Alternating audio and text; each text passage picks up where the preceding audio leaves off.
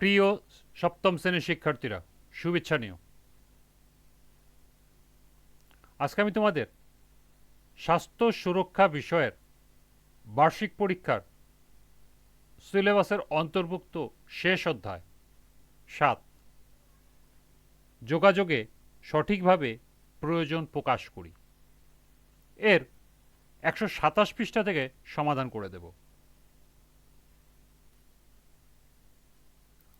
প্রথমে তোমাদের বলবো, যারা আমার চ্যানেলটি সাবস্ক্রাইব করো নাই তারা আমার চ্যানেলটি সাবস্ক্রাইব করবে এবং আমার সাথে থাকবে। তাহলে চলো আমরা ক্লাস শুরু করি। ঘটনা অনুযায়ী প্রয়োজন প্রকাশ। নিচের ঘটনাগুলো পড়ি এবং প্রতিটি ঘটনায় চরিত্রগুলো কিভাবে ইতিবাচকভাবে তাদের প্রয়োজন পূরণ করার উপায় প্রকাশ করতে পারে তা উল্লেখ করি। প্রথম ঘটনাটি নমুনা উত্তর করে দেওয়া হলো। ঘটনা ১। দলগত কাজ করার সময় রতনের পাশের বন্ধু তার কথার মাঝে কয়েকবার কথা বলল। রতনের মনে হলো তার বন্ধু তাকে কথা বলতে দিতে চায় না, বা সে কোথাও ভুল করছে। সে বিরক্ত বোধ করলো। রতন তখন তার বন্ধুকে বলল, আমার কথা শেষে তোমার মতামত দিও। রতন কিভাবে বন্ধুকে তার প্রয়োজন পূরণের কথা জানাতে পারে তা এই ছকে উল্লেখ করা আছে। প্রয়োজন পূরণ করার উপায় প্রকাশ। রতনের পর্যবেক্ষণ ছিল, যখন তুমি ৩-৪ বার আমার কথার মাঝে কথা বলছিলে। অনুভূতি, তখন আমি বিরক্ত হয়েছি। প্রয়োজন ছিল হলো, কারণ আমি কথা শেষ করতে চেয়েছিলাম, আশা করেছিলাম তুমি তা বুঝবে ও কথা শেষ করতে সহায়তা করবে। প্রয়োজন পূরণের উপায় ছিল, আমি চাই আমার কথা শেষ হওয়া পর্যন্ত তুমি অপেক্ষা করো এবং তারপরে তোমার মতামত দাও। এই ঘটনা ১-এর ছকের উত্তর এখানে দেওয়া আছে। এরপর ঘটনা ২। নীরা আর রাতুল প্রায় একই বেঞ্চে বসে ক্লাস করে। আজ নীরা দেখল যে অতুল তার পাশে না বসে অন্য একজনের সাথে বসেছে। এতে নীরা অনেক রাগ করে এবং কষ্ট পায়। অতুল টিফিনের সময় নীরাকে ডাকলেও সে অন্যদিকে চলে যায় এবং সারাদিন অতুলের সাথে কথা বলে না। নীরার এই আচরণ অতুল বুঝতে পারে না এবং এ নিয়ে কষ্ট পায়। নীরা ও অতুল একে অন্যকে কিভাবে তাদের প্রয়োজন পূরণের কথা জানাতে পারে? প্রয়োজন পূরণের উপায় প্রকাশের ছকে দেখো চরিত্র দেওয়া আছে নীরা, অতুল। পর্যবেক্ষণ, অনুভূতি, প্রয়োজন, প্রয়োজন। ঘটনা ২। প্রয়োজন পূরণ করার উপায় প্রকাশ।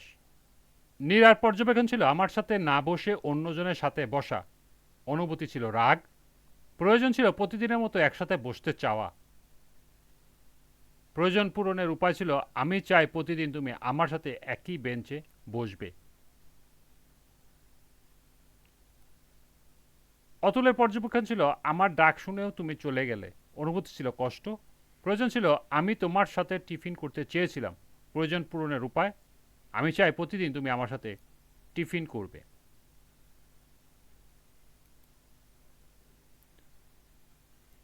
এরপর ঘটনা ৩। মনির তার পারিবারিক বিষয়ে কিছু ব্যক্তিগত কথা শুভর কাছে বলে। পরদিন ক্লাসে এসে মনির দেখে কয়েকজন সহপাঠী তার ওই ব্যক্তিগত বিষয়গুলো নিয়ে কথা বলছে। এতে মনির বিব্রত বোধ করে এবং রেগে যায়।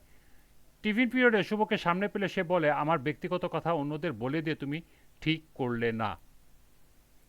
মনির কিভাবে শুভকে তার প্রয়োজনের পূরণের কথা জানাতে পারে? চরিত্র মনির, পর্যবেক্ষণ, অনুভূতি, প্রয়োজন, প্রয়োজন পূরণের উপায়। চলো এখন আমরা এই ছকের সমাধান দেখে নিই।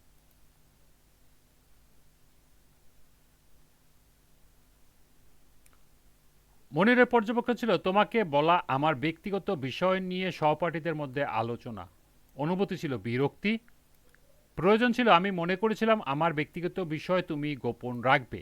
প্রয়োজন পূরণের উপায়, আমি চাই আমার ব্যক্তিগত বিষয় তুমি কারো নিকট প্রকাশ করবে না।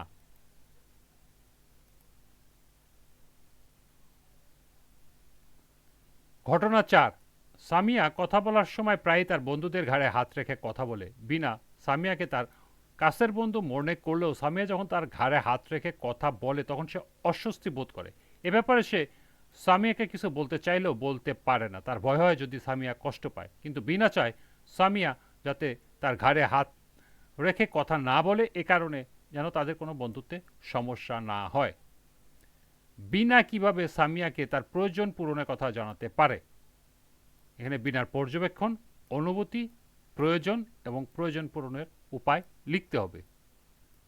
তো চল এখন আমরা ঘটনা 4-এর ছকের সমাধান দেখে নিই।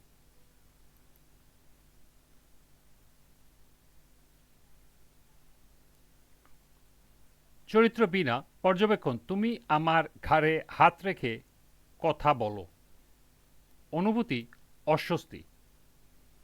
প্রয়োজন, ঘাড়ে হাত রেখে কথা বললে আমার অস্বস্তি হয়।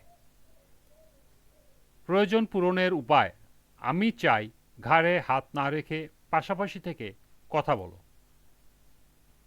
এই ছিল ঘটনা 4-এর ছকের সমাধান।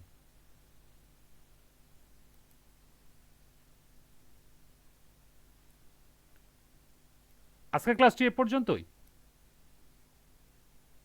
পরবর্তী ক্লাসে 129 পৃষ্ঠা থেকে সমাধান করে দেব। সবাইকে আবারও বলছি, যারা আমার চ্যানেলটি সাবস্ক্রাইব করো নাই তারা আমার চ্যানেলটি সাবস্ক্রাইব করবে এবং আমার সাথে থাকবে।